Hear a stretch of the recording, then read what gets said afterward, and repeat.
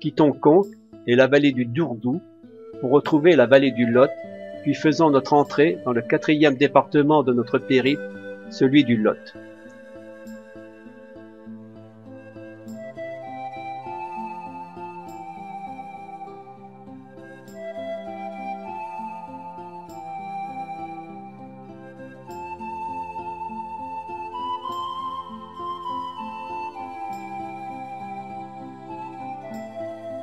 À Montredon, chapelle Notre-Dame de Pitié, dotée d'une Pietà du XVIe siècle, en pierre peinte qui pèse près de 100 kg.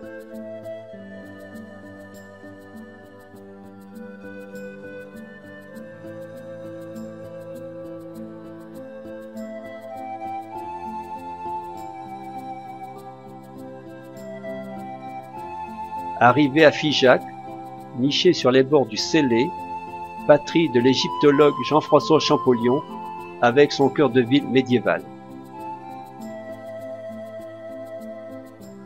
Poursuite de la balade au bord de l'eau, vallée du Célé, puis tronçon au bord du Lot, pour rejoindre le non moins exceptionnel village médiéval de Saint-Cyr-la-Popie.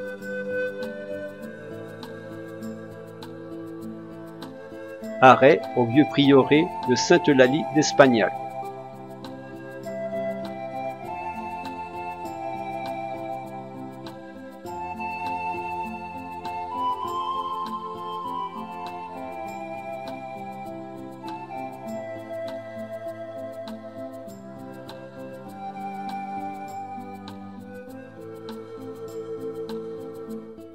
Entre Bouziès et Saint-Cyr-la-Popie, le chemin de halage, creusé dans la roche, permettait aux animaux et aux hommes de tirer les gabarres le long du Lot en direction de Bordeaux.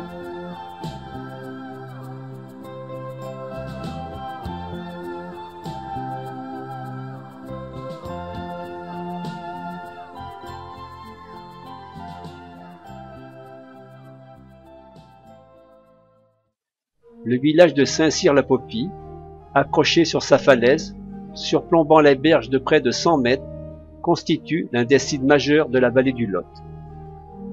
Le village a conservé de nombreuses maisons anciennes, dont les façades, en pierre ou en pont de bois, datent pour la plupart du XIIIe et XVIe siècle. Les rues, où s'ouvrent des arcades de d'échoppes, conservent le souvenir des activités artisanales qui en ont fait sa richesse.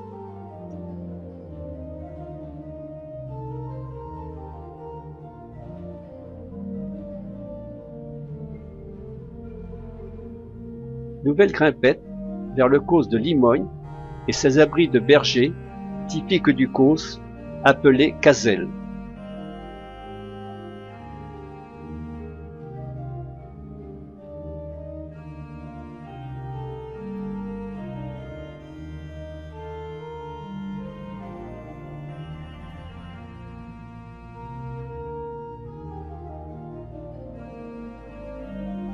Le village d'Aujol, son église et son ancien lavoir, disposant de curieuses dalles de pierre en ailes de papillon, d'où son nom de lavoir papillon.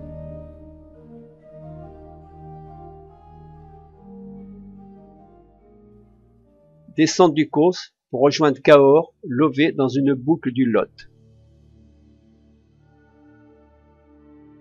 Sa cathédrale Saint-Étienne, église forteresse à coupole,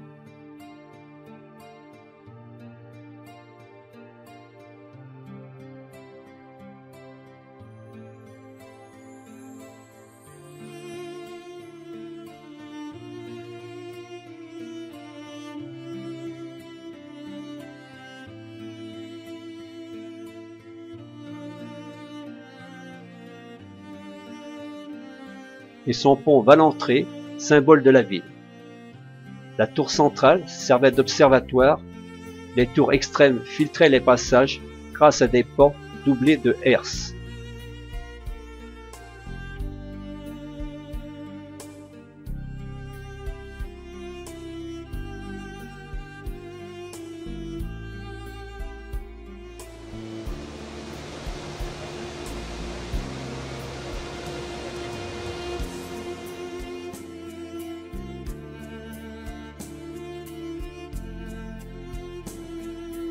Traversée du Quercy blanc.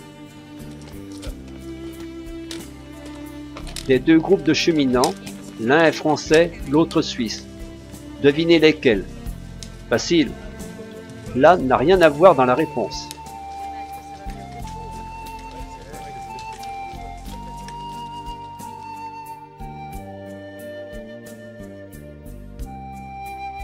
Arrivé dans le département du Tarn-et-Garonne et à la cité médiévale de Lozère, perché sur son promontoire. Sa place centrale, son église Saint-Barthélemy et son office du tourisme qui vous rappellera que Saint-Jacques n'est plus qu'à 1137 km.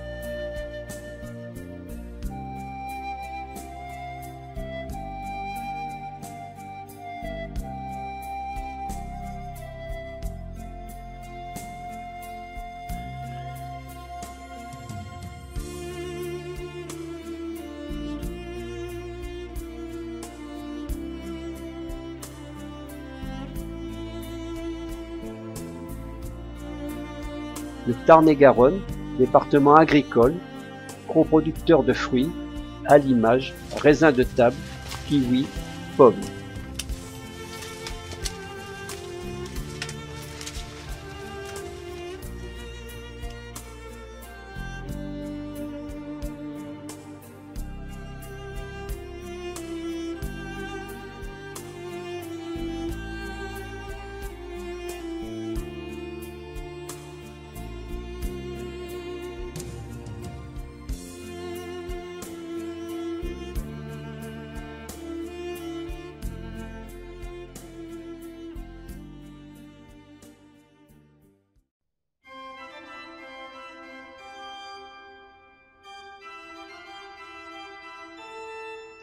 Moissac, situé à la confluence de la Garonne et du Tarn, traversé par le canal latéral à la Garonne.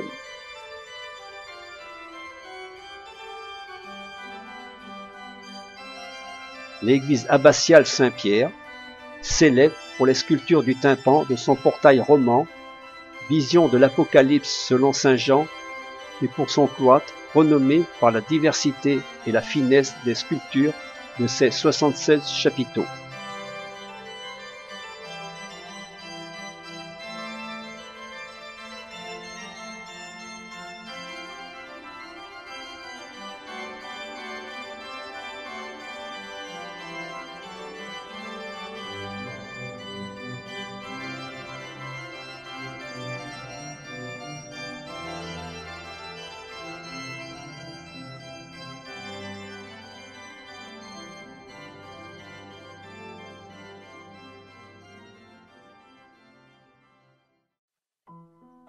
Prenons le chemin de halage du canal latéral de la Garonne, devenu la véloroute des deux mers, reliant désormais la Méditerranée à l'Atlantique, sur une quinzaine de kilomètres pour rejoindre Auvillard par un pont suspendu au-dessus de la Garonne.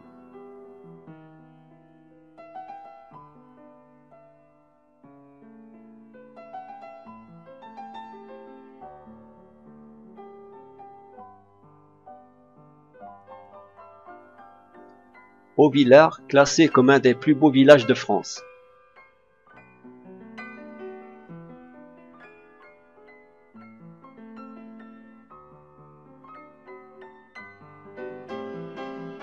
Au milieu de la place triangulaire, sa magnifique halle au grain, édifice circulaire sur colonnade toscane.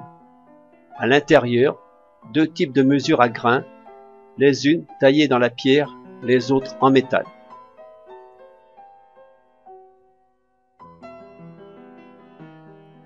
L'arrivée à Saint-Jacques est prévue en l'an indéterminé.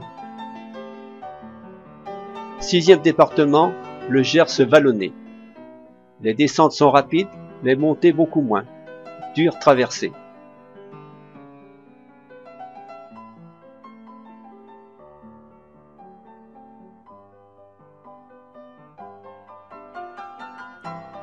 Après Flamarens, les restes de son château et son église en ruine, nous atteignons Lectoure, capitale de la Lomagne, sur son éperon calcaire et sa vue sur les Pyrénées.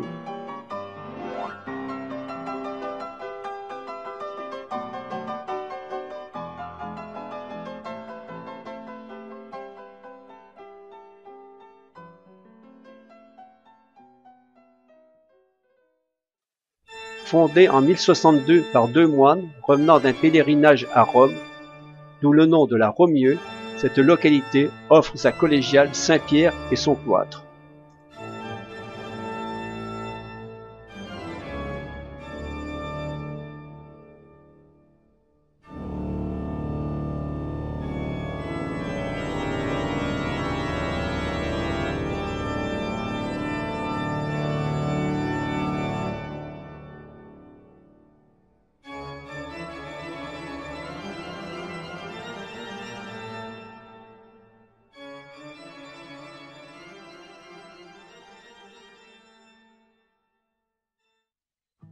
Sur les rives de la Baïse, Condom, dominé par la cathédrale Saint-Pierre, est connu comme la patrie des 3 ou 4 mousquetaires, un pour tous, tous pour un.